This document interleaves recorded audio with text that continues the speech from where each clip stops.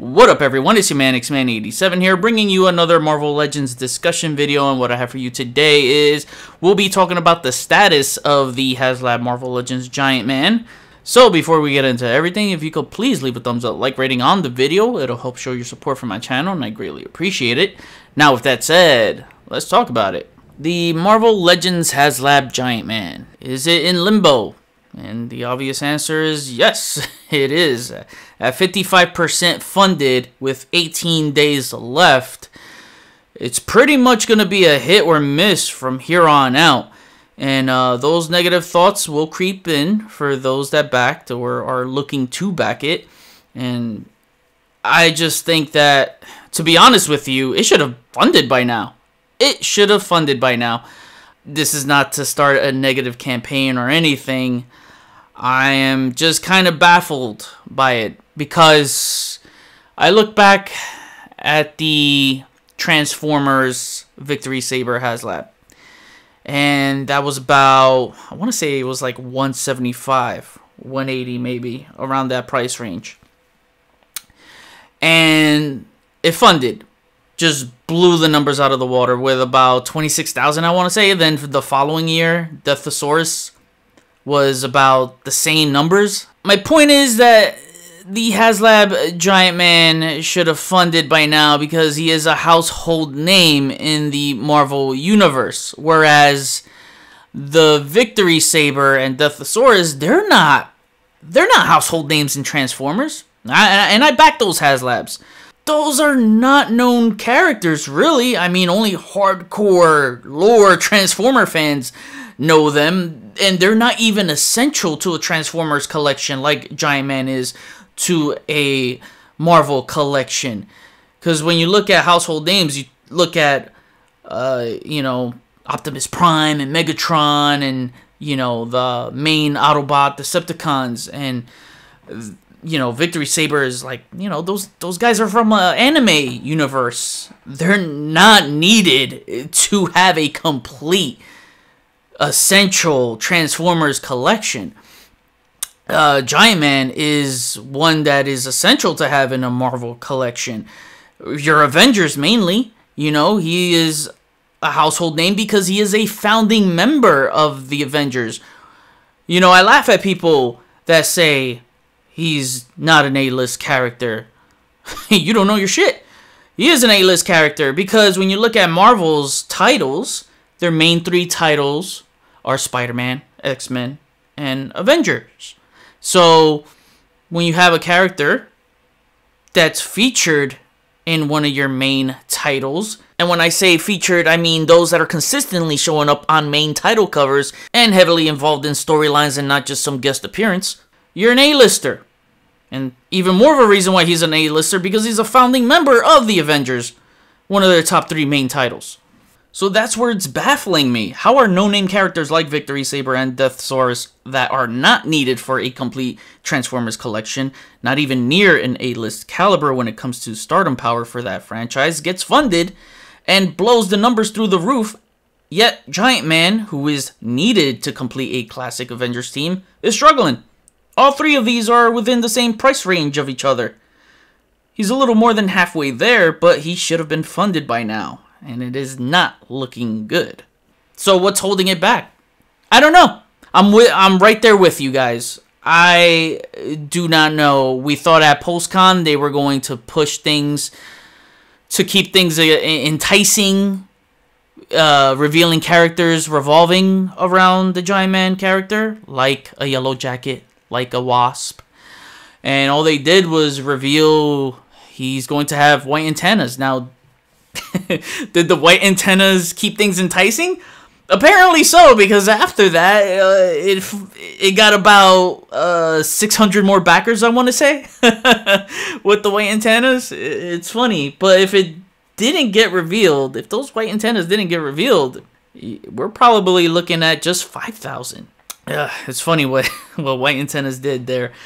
So yeah, what's going on? What is going on here with the Marvel Legends HasLab Giant Man? I mean, they played it safe. They played it safe with the price. You know, it's 200. You know, they're saying, oh, it's under 200. Yeah, by a penny. You know, if you want to keep it under 200, keep it like 185 or something like that. But that's the thing I spoke of earlier. You guys heard me say this plenty of times already. They should have done Giant Man 20 inches and make him 150, 160. Would have blew the numbers out of the water. Definitely would have been funded. The target goal is high. It's 10,000.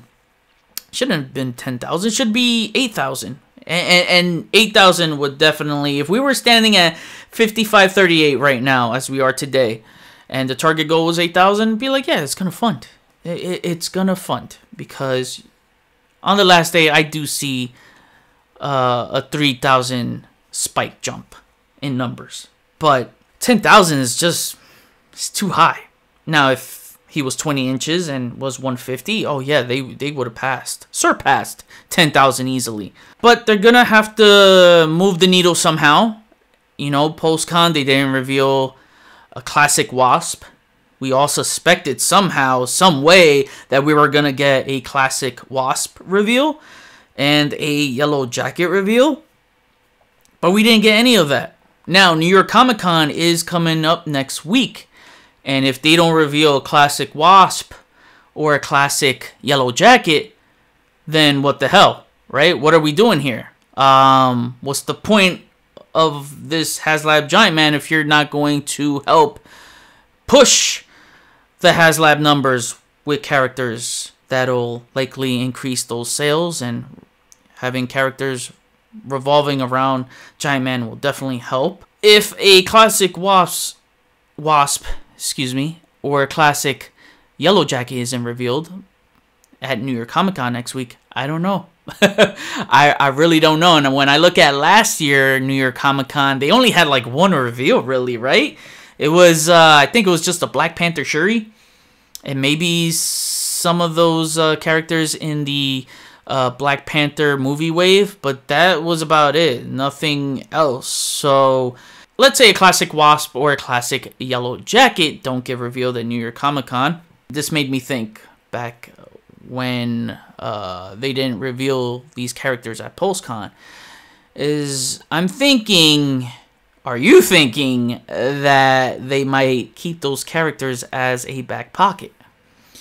And what I mean by that is, if we're at the last stretch, the final week, 7 days left into the campaign, and the numbers aren't near the target goal, you think they'll pull a classic Wasp or a classic Yellow Jacket to add in to the campaign and increase the numbers? Now, I know they said they didn't want to lock characters, especially desirable characters, behind an expensive paywall. That's one of the things that they learned from the Engine of Vengeance. Now, necessarily a classic Wasp and a classic Yellow Jacket wouldn't lock those characters behind this HasLab, just because those are characters they could easily repaint and put them in a wave later down the line.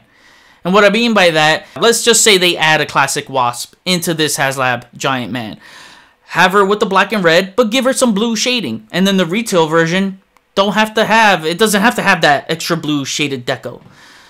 Yellow Jacket, maybe put him in a gold deco in the HasLab Giant Man. And the retail version could be a solid yellow or something like that. You know what I mean? Something where it's like, okay, if I back this, I'll have this character, but when they release it down the line, I don't necessarily need to get that version. And the people that didn't back the HasLab Giant Man could still get a chance to own a classic Wasp and a classic Yellow Jacket. I think that is fair, right? I think that's fair. And if it's not those two, let's just say they don't go the repaint route, which is a surprise, right?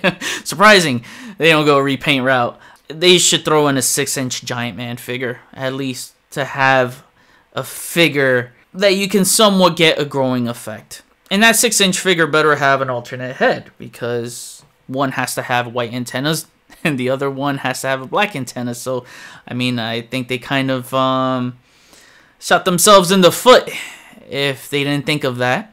Because let's just say the 6-inch Giant Man figure only has black antennas. then you're gonna be forced to display your Giant Man with black antennas. You know, for a growing effect if you want that.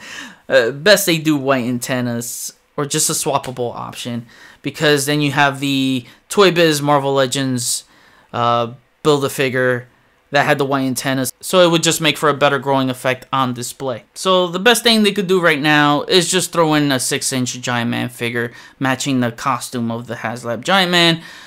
So the best thing they could do is throw a matching Giant Man figure in 6-inch scale at no additional cost, no additional tier backing, and hopefully they could throw in a classic Wasp or a Yellow Jacket with no additional cost, no additional tier backing. And I think by doing that, it'll help the numbers a lot more. And if they don't do that, then I don't know, man. It's just going to look like they don't care. At least in my eyes, it's just going to look like they don't care about this funding at all. If they don't add something, a figure. I feel like that's what it is. They need to add an additional figure or two. You know, that's why I think they're saving something in their back pocket. Kind of like what the Rancor did with the Rancor Keeper, right? It was like last minute desperation. So if we don't see a Wasp or Yellow Jacket reveal, and we're in the last 7 days, man, they're gonna have to pull out some sort of rabbit trick. And I think they're using that as an insurance policy if we don't get a New York Comic Con reveal of a Wasp or a Yellow Jacket.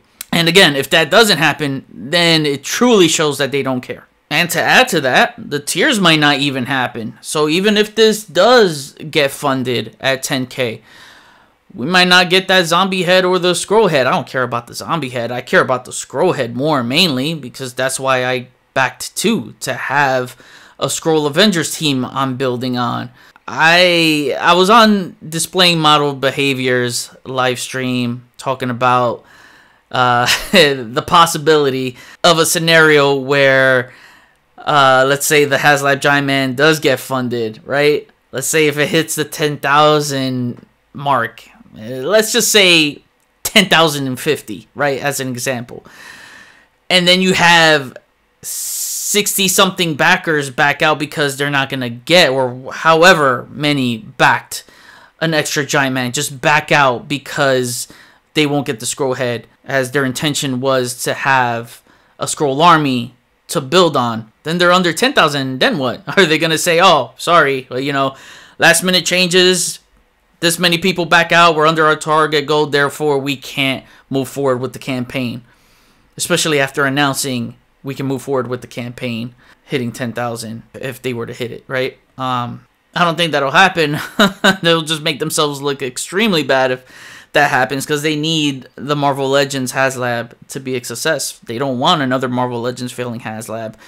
But the good thing is, let's say if it does get funded but the tiers don't hit, they give you a grace period. I believe it's like a week or 2 grace period where you can cancel your orders. So for those that backed an extra Giant Man like me for the purpose of building a Skrull Avengers team, and we don't hit that scroll head tier, then we can just back out, because then our extra serves no purpose, right? Unless you have the intention of just keeping it mint on card or having it as a backup or whatever.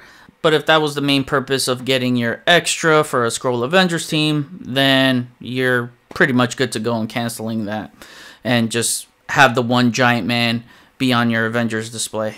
The scroll head should have been the first tier over the zombie tier, because we have scroll figures in the line. We don't have comic zombies in the line, so that should have took first priority. Honestly, both heads shouldn't even be tiers. They should be part of the base offering. Then what's next for Marvel Legends? What are they going to do? They don't want another Engine of Vengeance thing, because if this fails, then what? Because this is $200, which I say, you know, is a great price for HasLab standards. I don't know why that pisses people off when I say that, because the HasLab standards are usually $350 to $400 or more. And that's why I'm saying this is a good price for HasLab standards. Because then what? If this fails, they're going to go higher? Let's take a look at Apocalypse, for example, if they made one. He better be 20 inches. He doesn't need to be any bigger than that. So, yeah, that's someone right off the top of your head. You'll think, oh, that'll fun. Especially if you put his 4 horsemen in there as tiers. I think it'll fun. But actually, Dave from Displaying Model Behavior told me when I was on his live stream, he made perfect sense. If it just hit me because he said if they do the 4 horsemen as tiers, and let's say only the first 2 tiers hit, then we miss on the other 2 and we won't have a complete horseman because they won't release them later down the line. Yeah, I'm like, yeah, that would be totally shitty if they do that. So I would say the 4 horsemen would need to be in the base offer, and then the tiers could be whatever, his additional weaponry limbs. They could do all sorts of stuff with that, but 20-inch Apocalypse figure with the 4 horsemen. Oh, they need their vehicles too, so I could see that being a pretty pricey HasLab. Still, I don't know, man. Like, how do you go from 200 to not funding to the next campaign that's gonna be 400 or something, or 300 or whatever? You know what I mean? I don't know, man. If no one's willing to pay $200, what's gonna make them jump on another 400 figure? You're gonna say Fin Fang Foom? Dude, he's not even a household name. I love the people who are saying, oh, Fin Fang Foom should have been the HasLab. I love people saying that. Who are the people that are calling Giant Man a D-lister, C-lister, and are calling for Fin Fang Foom? What the hell you think Fin Fang Foom is? He's certainly not an A-lister. Certainly not a B-lister villain. How many years was that Fin Fang Foom Build-A-Figure wave on the aftermarket? I remember the Build-A-Figure loose was going for like 400 to 500 at one point, and no one was buying it. Then all of a sudden, the aftermarket price skyrocketed on that, and then that wave went for like 800 or something. You know what I mean? If they're not willing to shell it out, people had to resort to the bootlegs. And yeah, Fin Fang Foom, to me, he should be at least, 30 inches, right? That would be between Sentinel and Galactus. I'd say that would be a great size for him, but I don't know what's next for them if this fails. Yeah, X-Men is a big selling point, and I know people want the Blackbird. And the way the team is making it seem, at least Dwight Stahl is like, if we do a Blackbird, it's got to be the size of a dining table. No, it doesn't, dude. No, it doesn't. There are people that are making 3D printed models and are able to fit a good 6 or 8 members of the team. That's good. The point is making it toyetic. Instead, you want to limit yourself and say it's got to be the size of the dining room table. And no, man, I just think that's kind of, I don't know. I think that's an excuse for them not to want to make it. I don't know if it sounds like they don't want to make it. Making it sound like it can't be made. The size of a dining room table. Did they not realize that the Jabba sail barge was 49 inches in length? That's the size of a dining room table, man. So it can be done. If realistically speaking, HasLab for a 6-inch scale, if they made it that size, we're looking at that sail barge was like $500, $600, right? Yeah, $500. So this would probably be $600 or something like that. But next year, the HasLab, I'm thinking, because it's the 30th anniversary of the Spider-Man animated series of the 90s, I'm thinking it might be a Spider Slayer or a Daily Bugle diorama. That's something they haven't tackled yet. Diorama, it could be that. But we gotta get through this first. So, the next HasLab, that'll be a discussion for another day. Look, man, I hope this guy funds. You know how much I love the Giant Man character, but, to be real, they picked a bad time to start this campaign because it ends at a time. It ends out on October 23rd. Do you know what comes out 2-3 days before on October 20th?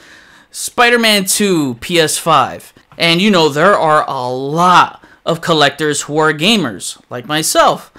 And they are more willing to spend $70 for that game than putting it towards a Marvel Legends HasLab Giant Man figure.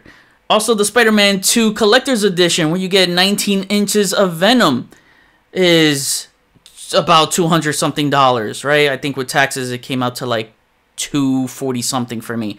That's more than the HasLab Giant Man figure.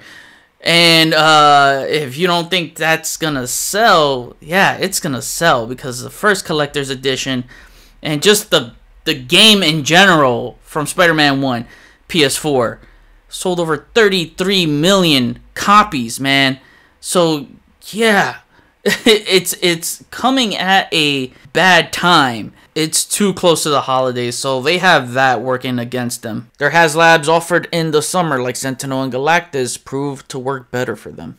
Dude, I got some comments asking me what I should recommend them buying. The Giant Man HasLab or the Spider-Man 2 Venom Collector's Edition. You know, that's not up to me, man. I'm not going to tell you what to buy. You're a grown adult. You should figure it out.